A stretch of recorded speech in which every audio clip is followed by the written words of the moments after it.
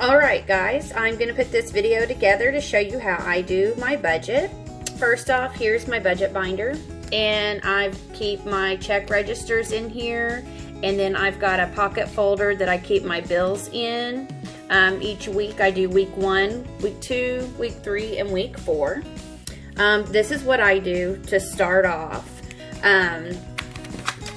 First off, I go through all of my bills. And this is not mine. I've just thrown some things together with some numbers. But I will write every bill that I have and what the due date is and what I have to pay a month. And then down here, I've went ahead and averaged monthly for gas and groceries to give you an idea. Okay, so one thing I'd like to point out is like your city bill. I take advantage of the budget billing. So then I know exactly what I'm paying every month. So that's something that I like to do.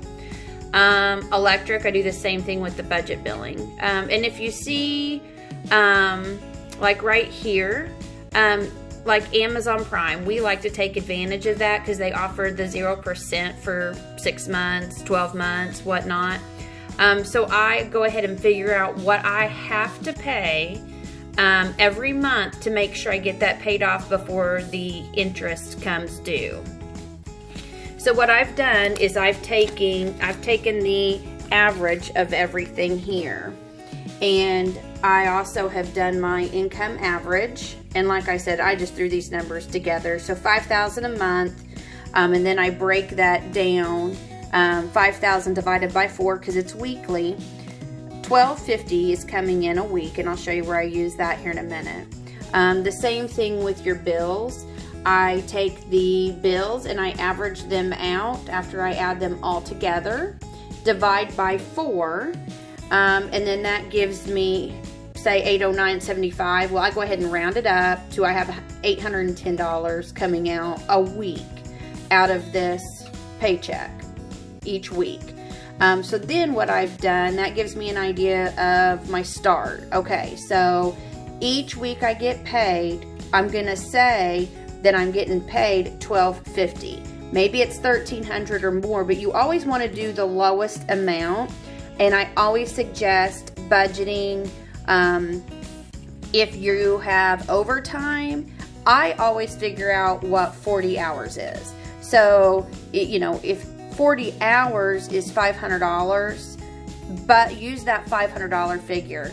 If your pay is $900 to $1,200, and that's with overtime, don't include that because, you know, of course, anytime overtime can be cut out. So I always base on 40 hours. And of course, like when you list your bills, you can add anything in there that you want. Like if you know that you want to get your nails done, put that in there on what it costs to get your nails done. If you get them done once a week, figure that out, divide it by 4. Anything that you know that you want to be able to do, I highly suggest putting that in your budget. This one works for me because I work. So if I want to get home from work and I want to order food, I don't want to have to open an envelope and see if I've got the money. I want to say, look, I know I've already got money put back out of my check into my savings. I have money in my account. I'm going to order food. That's just kind of how I feel. Okay, so after you list your bills, then what I do is I go through on this form, and I like to list them from the first due date all the way to the end due date. So as you can see, first is a house payment. I like to put my interest rate, what the limit is, which of course the limit is you don't have one on your house.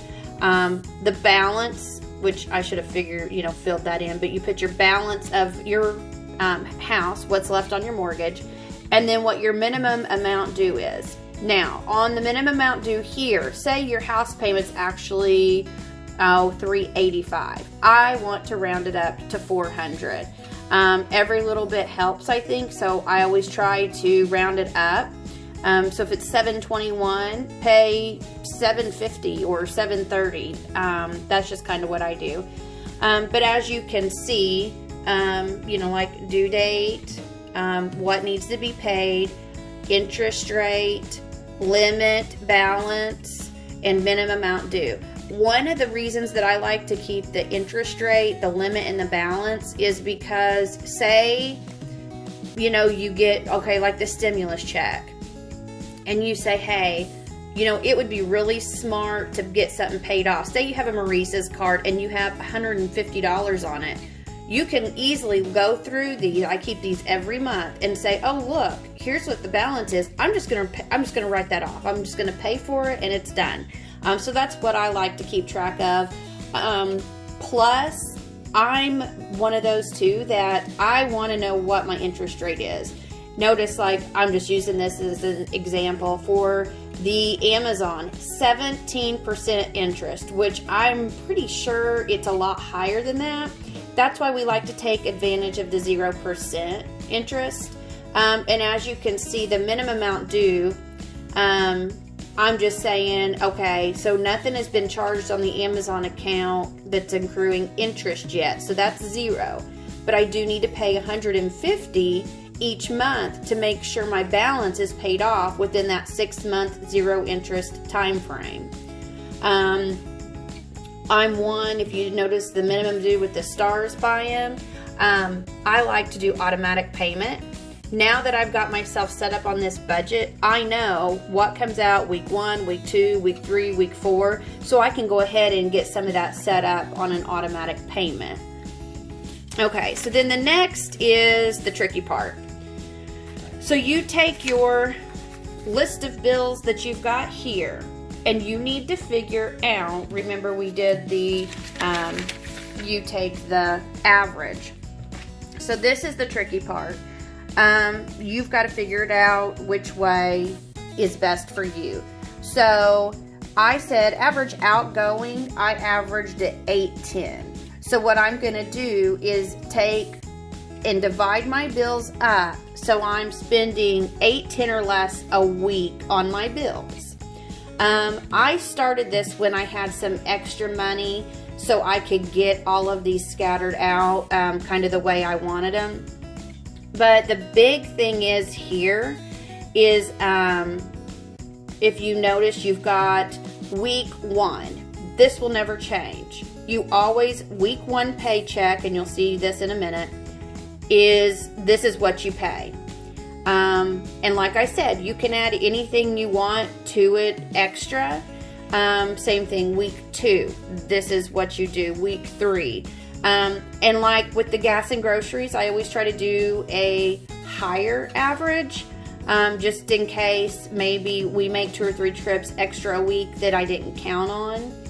And groceries, you know, that does fluctuate, but like I said, you know, you always take the highest average. And you know, if you want to use the theory of, listen, I only have $150 for groceries, so when I go get groceries, I'm going to start adding everything up that I put in my cart, and I'm not going to go over that. Some people I know too have a credit card they use because it gets points or cash back, and so they use it for their gas and their groceries, and then at the end of the month, you just take what you've already taken out of week 1, week 2, week 3, week 4 check, and then you just pay that credit card.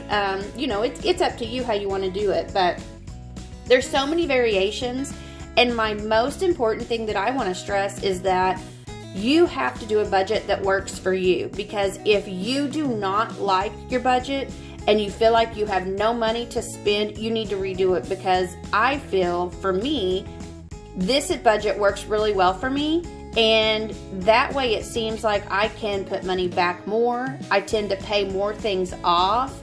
I'm aware of how much debt I have. I'm aware of what we have incoming, what we have outgoing, and I think that's a huge deal. So when there's a purchase to be made, before we would just do it. We didn't care. We just, you know, oh, we'll make it work. You know, and that meant sometimes you didn't get groceries or you had no gas to put in your car. Now this way, it's like, nope, I know what we're having come out. We can't afford it. We're not going to do it. Or my thing right now is I would really like to have my own vehicle instead of driving the truck. I can afford a car payment. When I put it on paper, I can afford a car payment, but I don't want that, because then guess what? I can't go and buy this, or I can't go buy that. So right now, I don't want that car payment. I know I can afford it, but I don't want it. Okay, so then we're gonna go to putting the weeks down. Here's how I've done this. Okay. And I want to explain something to you, and this is why I kind of did this, is here's my weekly budget form. I use it for, like I said, every month, and I keep all of this stuff together in the back of my binder for each month, so I can go back and reflect if I want to. So notice how I've done, okay, say this is for May. Week 1, pay date, amount. Now, like I said, that would be your 40 hours, not including your overtime. That's very important. Because, like I said, if your hours get cut, guess what? You're fine, because you still get your 40 hours. So notice I've put that for every single paycheck. So what I do is then I figure out week 1, and this is where I have figured out what bills I need to pay week 1. I would write those in there, when they're due, and the amount due. And just because you have something that might be due on the 20th doesn't mean you can't pay it in week 1. Pay it early, or if you want to take advantage of the whole paying online and you just schedule it for the date it's due, it's done. Then you know it's paid. So if you have any questions, please ask. I just thought maybe this would be a little bit easier than trying to type it all out if I just kind of explain a little bit how I do this. But like I said, the whole tricky part is getting what you want to pay for week 1, week 2, week 3, week 4. Like right now, I have my truck payment coming out on my week 2, but really it's not due until the 28th of the month. But because I've done that, as you'll see, and I didn't do every month, but if you start working on this, you can actually go through and find out how far ahead you can get.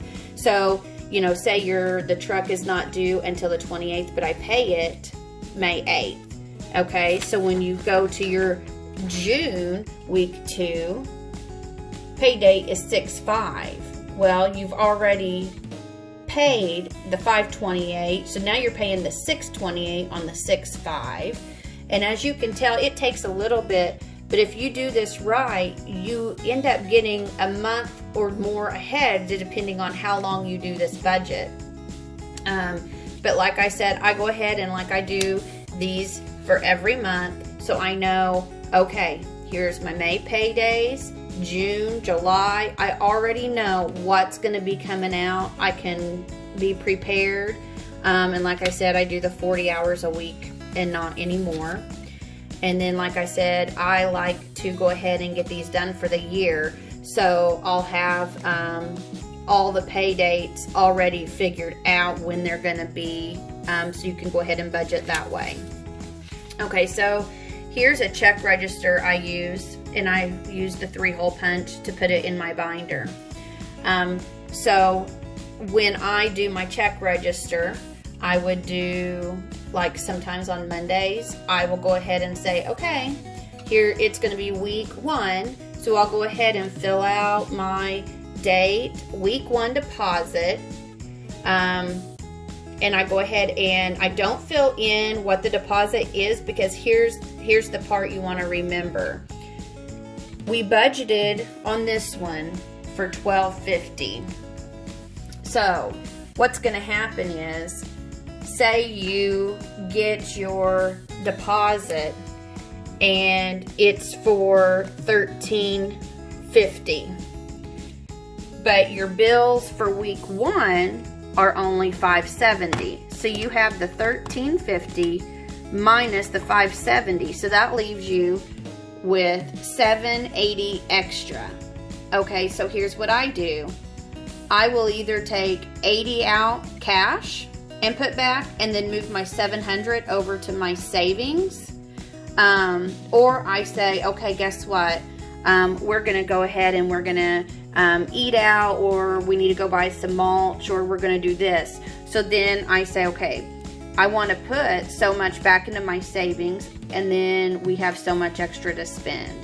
And when you move it over your savings, the way we've got it set up is I see it, but I don't, it's not something I can just get into. I can transfer money over back and forth. But it seems to work for me. Something I like to do too is, say there is something that you want to buy and you have that extra, you can say, okay, I'm going to take a chunk of this money back and I'm going to put it back for this. To me, that's easier because then you can, you know, you feel better about purchasing it because you've put the money back and you've bought it. Something else I would highly recommend is medical bills. A lot of places that I have always dealt with is they are more than happy to work with you, and sometimes they can even set you up on an interest-free plan. And my biggest, this is me personally, I want to make sure that I prioritize my highest interest stuff first.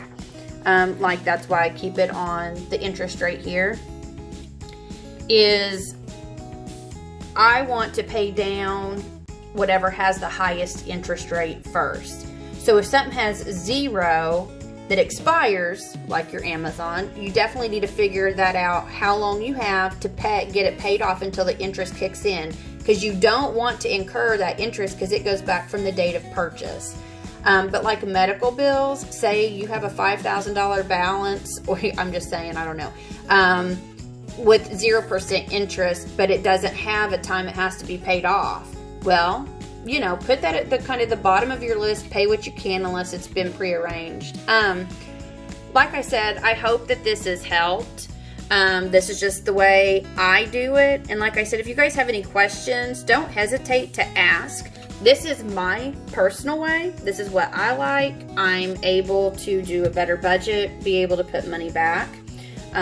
So I hope you've enjoyed my video. And if you have any questions, let me know. Thanks.